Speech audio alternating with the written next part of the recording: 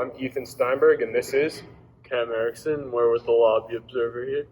Today we're going to be reviewing the NBA predictions that ESPN posted today.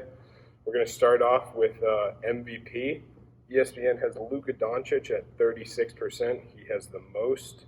LeBron at 29%, Giannis at 14%, Anthony Davis at 14%, and Steph Curry at 4% chance. Cam, what are your initial thoughts? I'm just looking at this. I understand all the percentages with the first four, but I don't really see how you can put Steph Curry in front of Kevin Durant. But like looking at it now, Kevin Durant also has to deal with the terrible presence of Kyrie Irving that's trying to hog the ball over there in Brooklyn. Plus he also has like Spencer Dinwiddie, Karis LeVert, all those guys. So I kind of understand it, especially with Klay Thompson being out for the year. But I still think Kevin Durant should be up there instead of Steph Curry. That's the one thing that stands out to me about this list.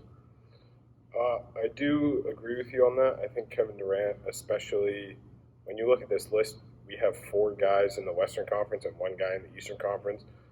The league, everyone who watches the league knows that the Eastern Conference is a lot easier to win in. That's why I'd probably have Giannis higher up. He's also won the last 2. I know he hasn't done great in the playoffs, but when you're talking about regular season MVP, Giannis has proven that he can win that. So I personally probably would have put Giannis a little bit higher up. I also I was happy to see where Luka Doncic was placed. I think he has a really good chance of winning MVP because I think his team is going to win a decent amount of games. He's definitely the first option by far. He's got a good second option, and they've got a lot of role players that'll help him win, so I really like to see that. Moving on to Rookie of the Year, we have LaMelo Ball at 1 with 36%, James Wiseman at 21%, Anthony Edwards at 11%, Tyrese Halliburton at 11%, and Obi Toppin at 7%. What are your thoughts, Cam? I would like to hear your thoughts before. My thoughts are I like LaMelo at 1. I think he's on a team that he's going to have the ball a lot. Obviously, Gordon Hayward just went there. Not a super ball-dominant player. LaMelo is definitely going to have the rock a lot, get to make his own decisions. He showed us in preseason that he's good. He's a good passer. He's a good rebounder. His shot's getting there, but he'll be good. I think James Wiseman at 2 makes a lot of sense, especially with Klay Thompson down this year. He's going to have the ball a lot more. Him and Steph Curry are going to run a 2-man game. Golden State loves to have shooters, which leaves the paint wide open for him. Anthony Edwards, despite being the first pick, I think this is where he belongs, because he is playing alongside Cat and D'Angelo Russell, who are 2 unbelievable players in the league, certified all-stars already, and he is coming in as the 3rd option pretty apparently in that lineup, so having him at 3rd in Rookie of the Year doesn't surprise me at all. Tyrese Halliburton all the way up here. Can't remember where he got drafted, but I know it was lower than all these guys. Kind of surprising, especially because he's a guard on Sacramento. So you got like 9-14 in the draft. Yeah, so you have him at 4th most likely. He is a guard playing next to De'Aaron Fox, so I'd just be worried about him really having the ball enough to potentially win Rookie of the Year. And then Obi Toppin at 5, going to the Knicks, going to have the ball a lot, going to be in the spotlight a lot. Like that pick too.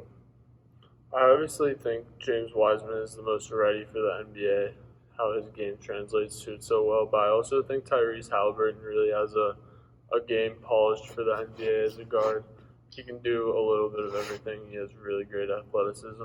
Another thing that sticks out to me the most is that the number 1 pick, Anthony Edwards, who has the third highest chance to win Rookie of the Year, barely even likes basketball. So was a little surprising to see a guy get drafted 1 and then openly say that his basketball isn't his favorite sport. It was a little weird to see.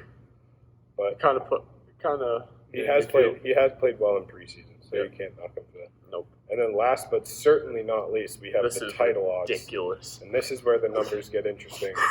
We have go from bottom up, honestly. All right, so we're going to start at 5. Brooklyn and Miami were both given a less than 1% chance of winning.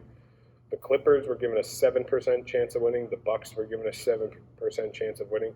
And the Lakers were given an 86% chance to repeat this year.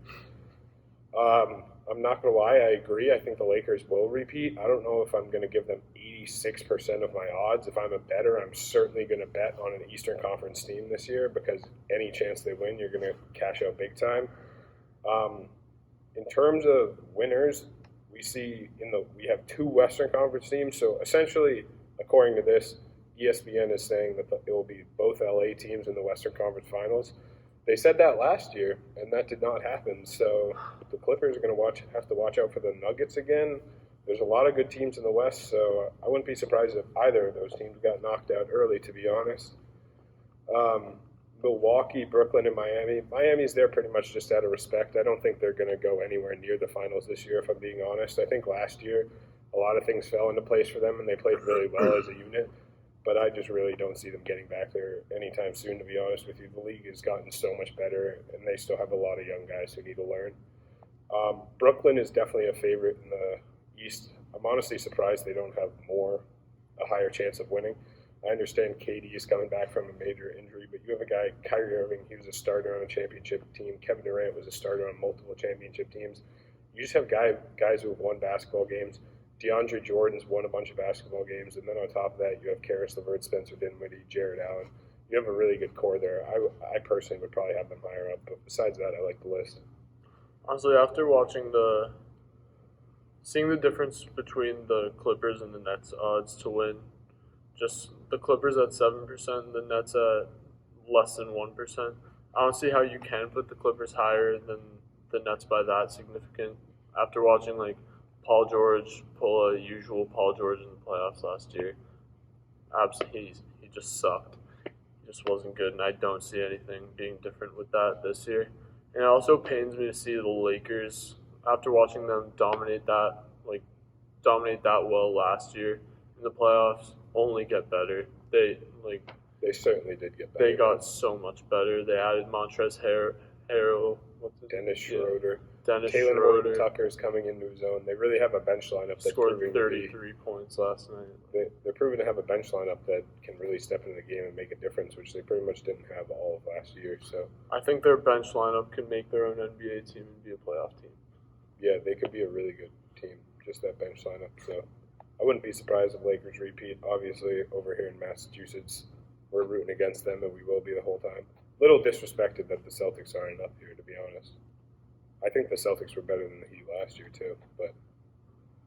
And the other thing about it is, upsets happen in the regular season all the time. The Lakers obviously aren't going to win all the games they play, but just in a 7-game series, no one stands a chance. It's just tough to see. I completely agree with that. And with that, I'm Ethan Steinberg. I'm Cam Erickson. We are signing off from the Lobby Observer. Word up. Are they still here?